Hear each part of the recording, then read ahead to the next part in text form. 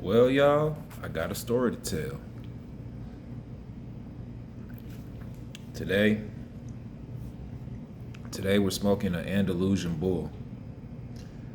I end up finding out about these cigars when I went to Oklahoma.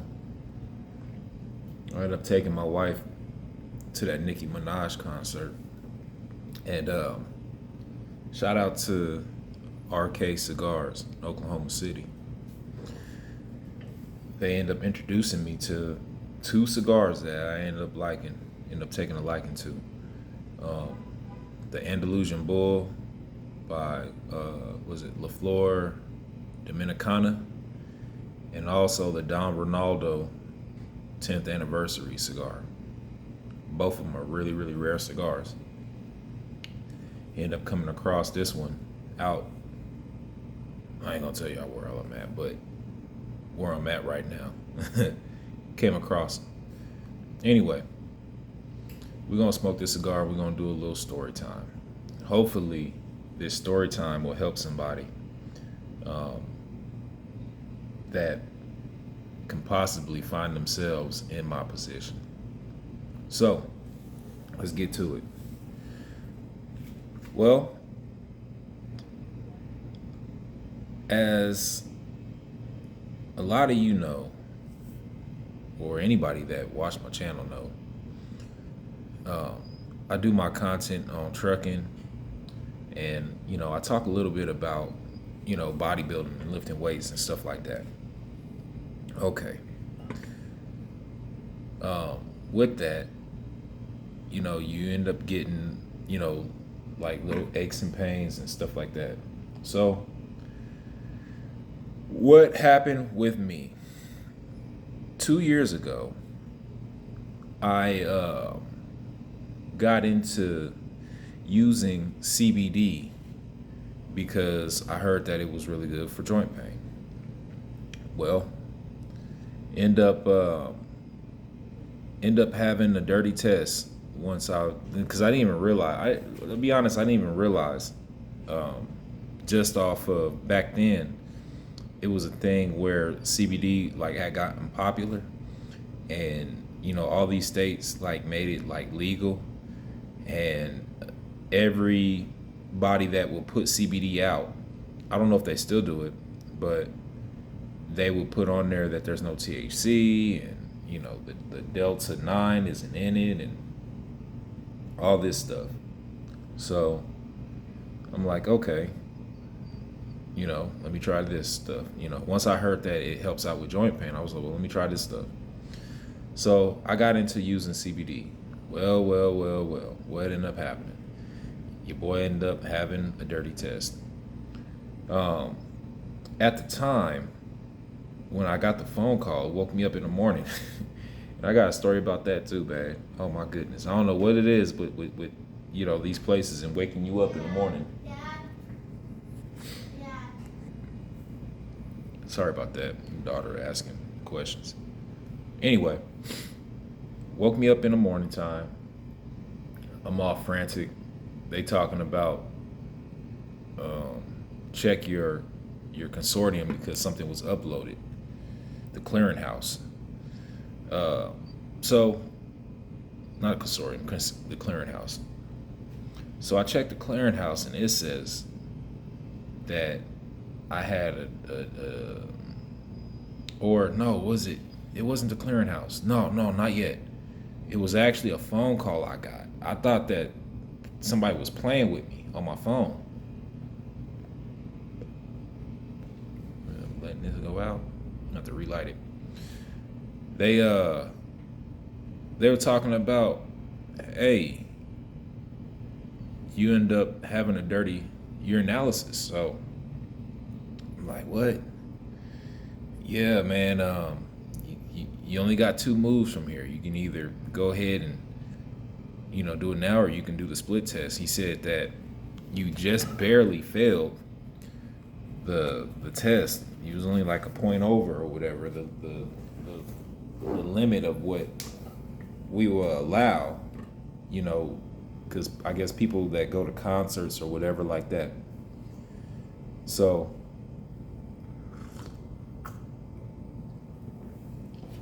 tells me that. He tells me that, right? So, okay. He said, we can do the split test. And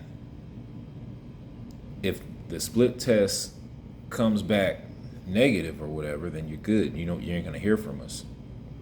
Okay, cool. Let's do the split test. Like, I need to be working anyways, right? So do the split test. Everything seems good. And hold on.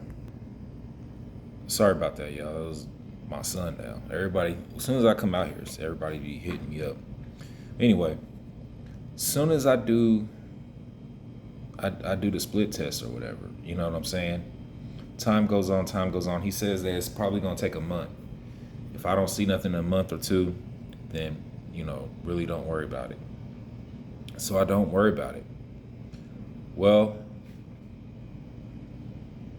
a year goes by. Now I'm really not even thinking about it. 2 years go by. And then one morning, I wake up and I'm getting phone calls from, because I went back on our op, y'all. I ended up getting my truck out the shop. I got the automatic changed over to a manual. I did all that. All the seals, did all that. On the exhaust manifold, got all that done. So, boom. I'm, rocking and rolling now. Well, I end up going out to go do some loads, and my tensioner pulley, the bolt on the tensioner pulley snaps. So I end up getting my truck towed back to the shop. This is like, what, a week or two ago. I'm getting it towed back to the shop. Get it towed back to the shop, getting it, paid for, because when it snapped, what ended up happening is it rolled forward. And this ain't the first time that it has snapped. I ended up buying a new tensioner pulley that first time. Sorry, y'all, that was my daughter. I ended up snapping it before, and I ended up buying a new tensioner pulley for it, but I just didn't put it on or whatever. So it snapped again. I ended up having to have it towed to my mechanic's shop again. And the reason why is because they had to take off that bracket that it sits on, that's mounted to the engine block. They had to take that off because when it slipped forward, there's like a little dip where the tensioner pulley has like a nub that sits in it. It ended up rubbing it to where if I would have put another tensioner pulley on there, it's like rounded to where it'll just slip. It'll just keep slipping forward. So I had to get a new bracket. They end up all of those bolts were rusted and stuff like that. So he ended up basically breaking all the bolts on there. And he had to drill them all out and everything like that. And we had to drill out the tensioner pulley bolt that snapped inside the block. That was hard to get out. So I ended up having to. He couldn't do it off of the side of the road. Well, that happens. I end up having it finally towed to my mechanic. He's working on it. It's like the next morning, man. Boom. I get hit with the clearinghouse thing. And the company that I'm signed on to, they're like, man, check your clearinghouse. Check your clearinghouse. Check the clearinghouse, and lo and behold, what do I see? Oh my goodness. Woo, baby boy. I see prohibited. Your boy can't drive. Man, they're talking about I had to go through the SAP and all this stuff. So going through the SAP, I had the lady that did it for me. She's my SAP or whatever. I'm glad that I picked her because I don't know if this is with everybody, but you kind of have like a choice. You can either do the group meetings with the 4 group meetings, or you can do the 72-hour class or whatever. You got to pay for the class, and it's not cheap, man. You got to pay. I paid like $500 for her to be my SAP, and then like another $5 for the 72-hour class. That way, there's a cheaper route for you to go, but the fastest route, which is it's not even a 72-hour class. Like I did it like that same night. I was able to get through the whole class, and yeah. So we ended up doing that, and then from what I understand, what she had told me, it can be anywhere between 1 year to 5 years that is gonna be like up on the SAP thing. When I explained to her everything that happened and everything, and she saw that, man, this was a long time ago. It was 2 years ago, and about the CBD. It's not like I was purposely like trying to get like high or anything like that. It was I'm an athlete. I'm over here just trying to do things to what I'm hearing is about the joint pain or whatever. I'm trying to ease joint pain or whatever. It ain't even like on no trying to get high type stuff, because CBD don't even get you high. Anyway, I tell her all about that and everything like that, and she tells me, she says, yeah, I'm not worried about you or whatever. You can be on the SAP for anywhere between 1 year to 5 years. It depends on what I recommend on the thing, but take what you will from it. I'm not worried about you, being a reoffender or having a relapse or anything. Because since then, I haven't even been, messing with no CBD, obviously. Well, I guess it ain't obvious because you got people y'all don't really know me, and you got people that don't do common sense things. You know what I'm saying? Anyway, making this video to help y'all out. I haven't really heard any clear things whenever I was on YouTube of people talking about what's it like. Usually when people go on the SAP program, I never see them do like a follow-up update. Or if they do a video on SAP, they don't like explain like how long are you going to be on the SAP and everything like that. They don't, and I guess I get it though, because they're not supposed to tell you. And this is another part of the story. The lady that's my SAP, she told my carrier who I'm leased onto to not send me the schedule or any of the information or whatever, right? Okay. Tell me why the lady accidentally sends me all the information, and it's I'm only gonna be on there for a year.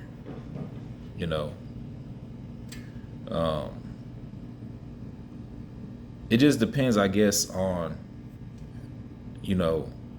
what you were doing in the situation, and whenever they do like their because they're gonna do an evaluation on you too. They do the evaluation on you, and whatever comes back on that evaluation depends on whatever they're probably, and it also depends on your SAP person also. So the person that is your SAP that you choose, if they're having a bad day, or if you guys ain't vibing for some reason, they have a lot of power. I'm just gonna say it like that. They got a lot of power. Um, yeah, so I guess that's the reason why, I haven't seen anybody say definitively, like, because I was searching. I was like, man, how long am I going to be on this thing? How long? 1 to 5 years. I just ended up finding out that I'm going to be on there for a year. Once you're off, you're off. They got to do like the last test.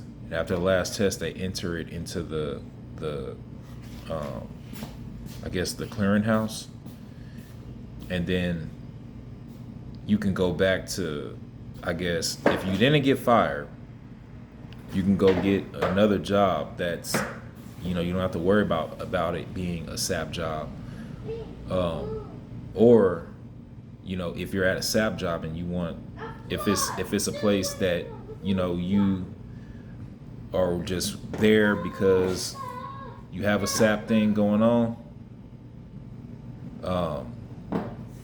and you are planning your exit after you do what you're supposed to do with SAP, then you'll be able to move around. But yeah, it's one of them things. I'm not the type of personality that likes to be in weaker positions. I look at things like that. I look at risk factor and what position I'm putting myself in, and I hate being in a weaker position. So this is one of the things that's like a little bit more like humbling to me. Yeah, but yeah, man, that's my story on how that happened to me, how I got put on the SAP. The place that I'm at, they kept me just off of it being them waiting over 2 years to put it on my clearinghouse, because they had did a drug test on me and everything before I started out with them. And they were like, you passed the drug test, why? And the date, because they show the date on there when you failed the test. And it was like, man, that was in 2022. I was like, yeah, man, it was in 2022. I thought that I was good. Obviously, I wasn't good. So if that happens, what would I do again? And what would I do to like tell you guys if you were in this situation? I wouldn't change the split test thing. I would still have done the split test thing because that gave me time. Do the split test thing, but don't think that you're good. Save your money. Save up. Save money and put that back just in case. You know what I'm saying? Because like, let's say you don't go on SAP and you're like my case, and you don't go on SAP for 2 years or even less. Let's say you a year or 6 months. That's 6 months of money that you can put back just for this, because you're gonna be down for a little bit too. I've been down for about a week now, waiting for the thing to say I'm clear to drive, so put that money back, save your money up, put your money back. Because it could have went real bad if I was broke, man. If I was like down and out and broke, it would have been bad for me. I wouldn't have been able to afford the SAP. And here's another thing. I don't know if you guys seen, but on the Asian My channel, here, give it to me. On the Asian My channel, they were talking about, I think in November, I think the date's November 18th. No. Anybody that's on the prohibited list, their CDL is going to get downgraded. So that's why I say, go ahead, save your money. If you are in this situation like me and you happen to just come across this video, save your money. Don't think that you're good. I thought I was good after 2 years. Save your money, because if you need to get off that SAP, and let's say it gets closer to that time of November, you're gonna want to go ahead and hurry up and get off before November 18th. I would try my hardest, get up off of there. If you haven't found a job outside of trucking and you value your CDL, have that money put back for you to be able to deal with SAP, bro, or sis, whoever you are watching. Well, anyways, that's my update, y'all. A little bit long video or whatever, but That's it. I'll holler at you.